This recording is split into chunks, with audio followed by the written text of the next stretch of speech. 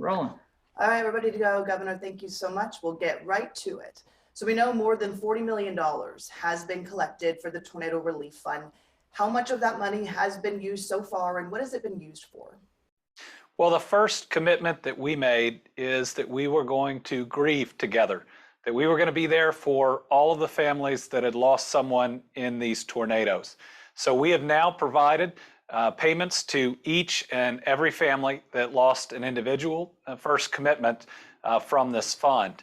The second, where we just got the necessary information from FEMA, is we're going to provide an additional 10% on top of any FEMA award to uninsured homeowners and uninsured renters. These are folks that don't have the extra security of insurance, and it'll provide them those extra dollars that they need to try to help repair and rebuild. What about those homeowners who did have insurance? A lot of them feel like they did the right thing, the responsible thing, and they're kind of being looked over right now.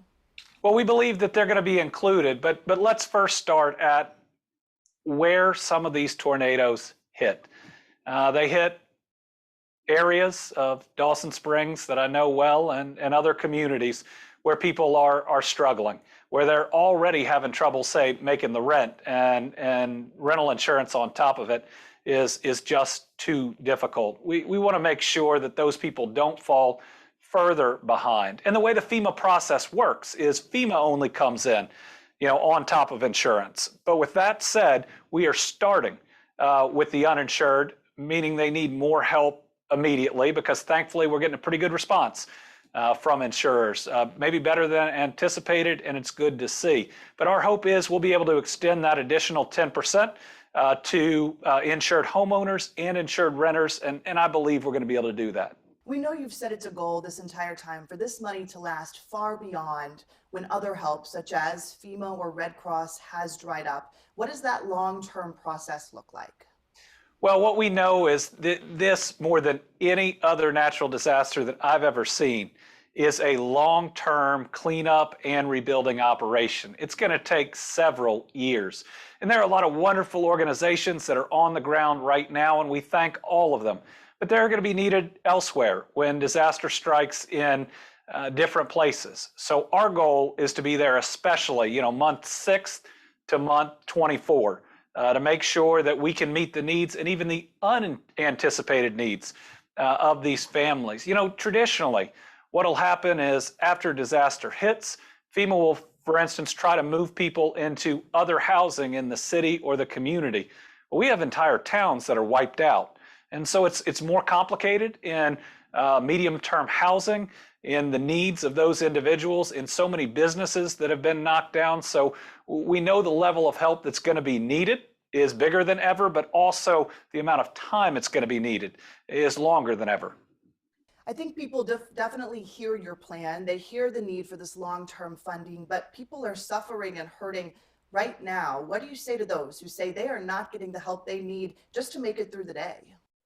Well, right now we have a number of different ways to help. We've got disaster-related food assistance that's out there. We have disaster-related unemployment that's out there. We're providing housing in our state parks, as well as meals to those that have been displaced. We're doing everything we can to restore documents like driver's license at no fees. The relief fund is just one small piece of all the different help we're bringing in from different governmental organizations and the rest. It will be an important piece, but it's really critical from what we learned from Hurricane Sandy and others, that we don't use all of our resources in the first 3 months, when in month 4, people are going to be hurting too. But to all the individuals out there, we got you. If you need a place to stay and your home has been knocked down, we have that set up. If you need food assistance or other assistance, we've got that too. It comes from different places, but it's all Kentuckians there ready and willing to help you. Many people tell us they were denied by FEMA and Red Cross. Even FEMA and Red Cross, through conversations, told us initially they did have to deny a lot of people, but those people are allowed to appeal those decisions, and help should be on the way. But it could take months. Should those people be getting more help from the state and the relief fund right now? Well, first, if somebody has been denied by FEMA they do need to appeal. The challenge is if you haven't gone through the FEMA process or the Red Cross process, you haven't proven your harm. And setting up an entirely different process on the state level would mean people have to go through 3 separate processes instead of focusing on getting through, for us especially, the FEMA one. There's a lot of help out there to help you get through that. But remember, there is other help in terms of housing, in terms of unemployment, in terms of food assistance. That is all out there right now. Just look at our state parks, where we have hundreds of displaced Kentuckians that have a warm place to stay, that we're able to feed at the lodges. We extended the amount of time that people can stay there because we get it. You don't have a home. You don't have anything after this thing went through. And we are going to help you rebuild. We're going to work with everybody to make sure they get what they're entitled to, and that we can ultimately rebuild. Now, does that take paperwork? Sure, because there are so many scammers and con artists that are out there right now. We see the stories about them. So yes, there's a process. But what that means is if you have been harmed, the money's coming to you and not somebody else trying to take advantage of the system. How are you collecting feedback from people who need help or even people who donated on how the money should be spent? Well, we get a lot of feedback, especially from those that have donated, and they're interested in a couple of things. Number one, that this is a long-term fund that's not just competing with other funds that are on the ground right now for immediate needs. They don't want to duplicate. They want to truly help, and they want to help rebuild these people's lives. The second thing they like is the transparency. This is the only fund out there that's subject to open records because it's connected to state government.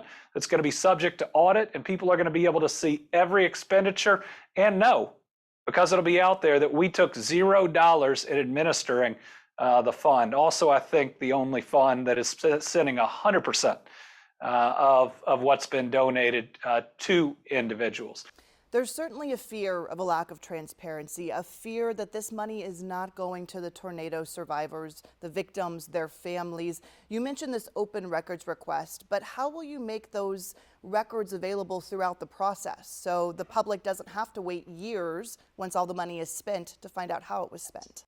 Well, first, we respond to open records requests in a matter of days. So at any point, anybody wants to know about the expenditures we've made, they can find out quickly. But we're going to be providing updates. We're considering a website as well. But we can tell you that right now, $770,000 have been sent out.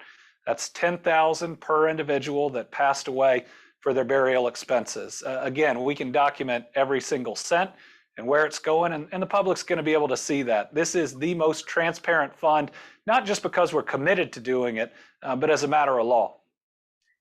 And a lot of people have mentioned there are so many ways to find out how to donate to the Tornado Relief Fund. If you Google it, tons of websites, it's everywhere. But it's not so clear how to get the help. What do people need to know if they want to apply or they feel like they need the assistance? Apply for FEMA. That's the way and the method that you do it. If you apply for FEMA, you are not going to have to do anything else to get an award from the Team Western Kentucky Tornado Relief Fund. You'll go through their process. You'll prove that you were harmed. You'll be able to go through any appeal process. FEMA will provide you with what their payment's going to be, and we're going to come on top of that. You're going to have to sign a disclaimer saying it's not for the same harms, but other than that, the payment will be on the way. So very little work that has to be done by folks who have so much to do to rebuild their lives. At the same time, full assurance for the public and the donors that people have been through the vetting process. So the message is apply for FEMA, go through the appeals, because there's help above and beyond that FEMA payment. And Governor, finally, there are people who spend a lot of time upset, crying, hurting, suffering. What is your message for them, these people who say they just aren't getting the help they need? Well, we love you, and we care about you, and we want to help repair your lives. Many folks who were hit by this tornado were already struggling. I know the communities that are hit. My dad is from Dawson Springs. That was my safe place growing up. Yes, there are various processes that we have to go through. That's part of the government and even nonprofits providing assistance. The Red Cross has their program too. So work with us. There are dollars out there. There is help out there. And yes, there's a process, but that's to make sure that you, the individual that's harmed and needs help, gets the help, and somebody else doesn't steal those dollars. But also look at the other forms of help that we've got. Look at housing assistance that's provided right now. You can go through the Red Cross to be placed at our state parks. Look at what we call DSNAP, which is disaster food assistance, where you can get one of those cards and you can even get hot meals, which you normally can't get. Look at the disaster unemployment if you were self-employed, or at our unemployment system until we can get you back up on your feet. There are so many resources, and we have them all online in one place at state government. It's at the Tornado Resource tab on my page, the governor's page of our website. Have you guys considered moving more quickly, just based off of feedback since the disaster? So many people saying they need more and they need it now. Have you considered moving the process along, getting more money out to more families more quickly? Well, what we're doing right now is we're moving the housing process along, and that's separately working with FEMA. We've purchased 200 of the travel trailers to provide medium-term housing.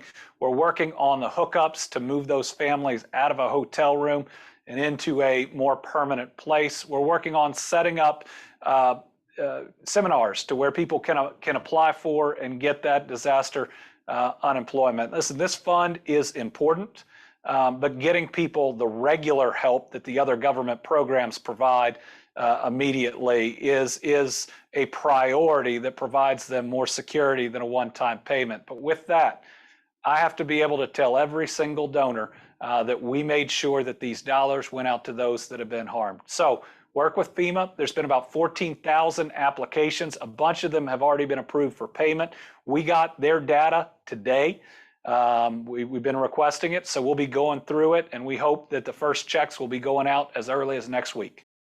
Excellent. I so appreciate your time. Thank you for doing this. Thank you for answering the questions. Okay, thank you.